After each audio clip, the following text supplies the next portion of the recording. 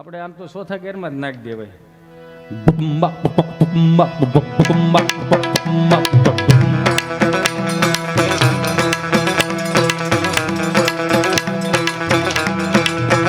આ તાલ છે ને એમાં શું છે ને, ચા પીધી ને આપણે પીવા નથી દેવાની.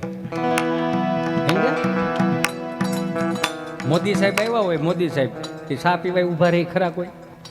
ચાલુ કરો હાલો. શેરી વળાવી સજ કરું ને ઘરે આવો ને હાલો હાલો. શેરી વળાવી સજ કરું ને ઘરે આવો ને કાંઈ શેરીએ પથરાવું ફૂલ વાલમ ઘરે આવો ને હાલો.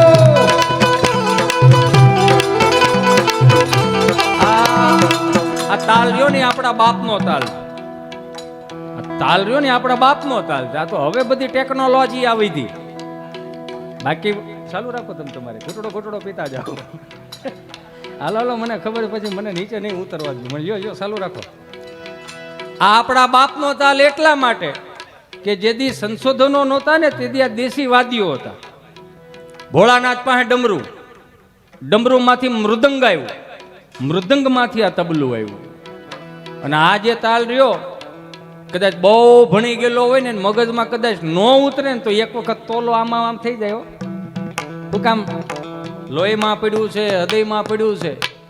પણ અમુક અમુક 400 રૂપિયાના ફિલ્મના ગીતો મારું ને તમારું મગજ કામ નથી કરવા દેતા.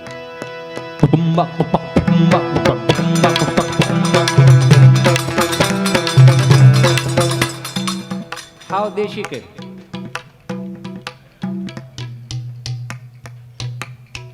હું આ છોકરો પરબાર આવ્યો ને એટલે હજી ન ખબર હોય.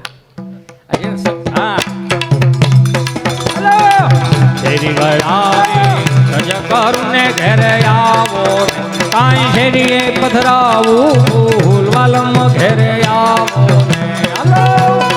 આખો આખો હા ઉતારા દેજો ઓરડાને વાલા આવો ને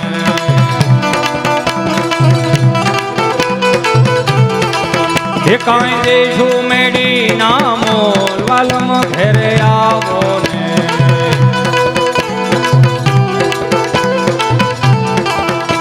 આ ગમે એટલી વાર સાંભળો તમને મજા જ આવે રાખે. અને હું પાછું કેવું છે, મને સાખી જ કઈ આવડતી નથી, દુહા સંધે આવડતા નથી. અહીંથી ચાલુ કરવું એટલે આપણું હાલે. પણ આ સાંભળો એટલે મજા આવે રાખે. 400 રૂપિયાના ફિલ્મ વાળા આવ્યા, દાખલા તરીકે આ દેશી વાદીઓ બે શું કામ ગયા ખબર? આપણી અપેક્ષાઓ વધી ગઈ, આપણી ઈચ્છાઓ વધી ગઈ, કંઈક ખારું સાંભળવાની. નવા વાદીઓ આવ્યા ને, નવા આવ્યા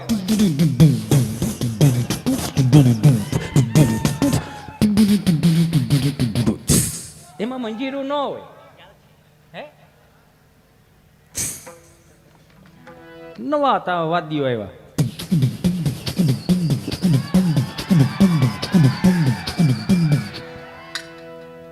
ફિલ્મ વાળાએ જોર પકડ્યું.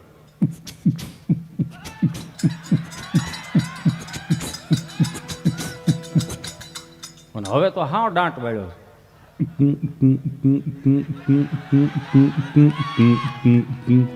એની કરતા મારો બાપુ આ દેશી તાલમાં આવો ને.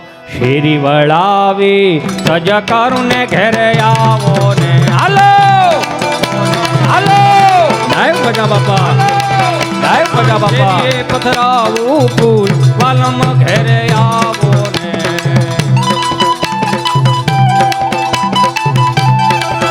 હા ઉતારા દેશું ઓરડાને વાલા આવો ને.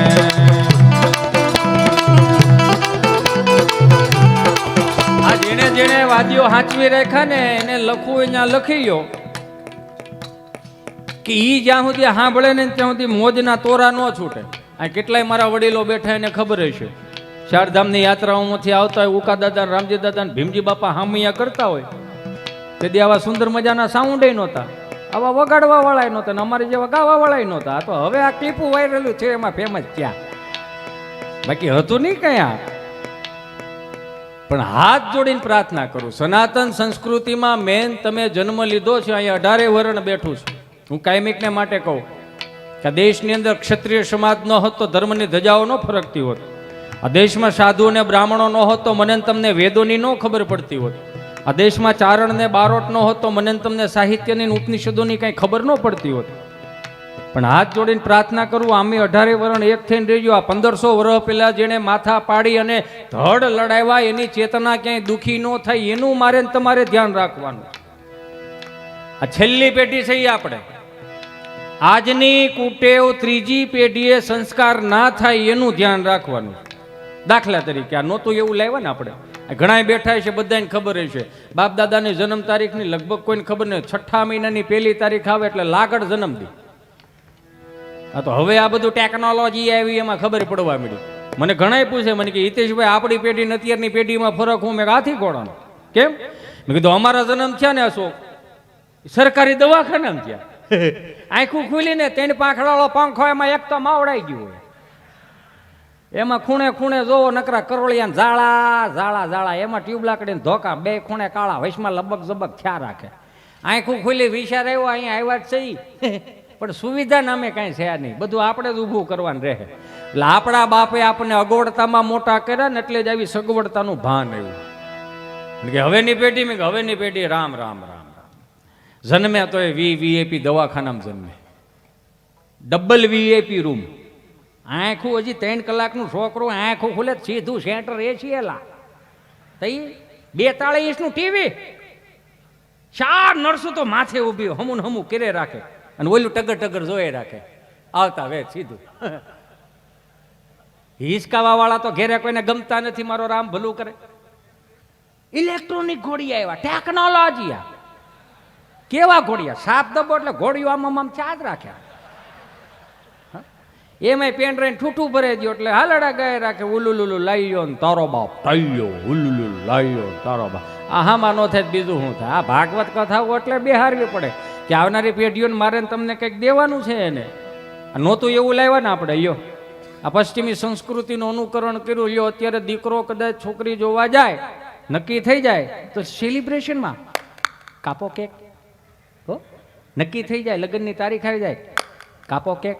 મંડપમાં ગોરદાદા બિચારા ભૂદેવો સુંદર મજાના વૈદિક મંત્રોચ્ચાર કરતા હોય. વિઘ્નેશ્વરાય વરદાય સુરપ્રિયાય લંબોદરાય સકલાય જગદ્વિતાય નાગાનનાય શ્રુતિયજ્ઞ વિભૂષિતાય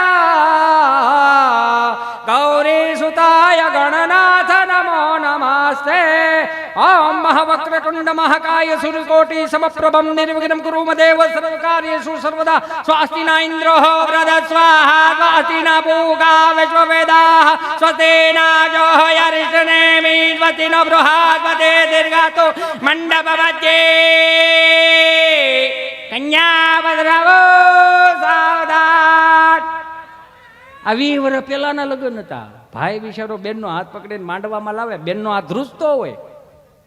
અને અત્યારે તો આમાં હજી કન્યાની એન્ટ્રી થતી હોય તો વર પક્ષના 2 જણ આવે. ગોળદાદા મંત્રોચ્ચાર કરતા હતા, કન્યાની એન્ટ્રી થાય.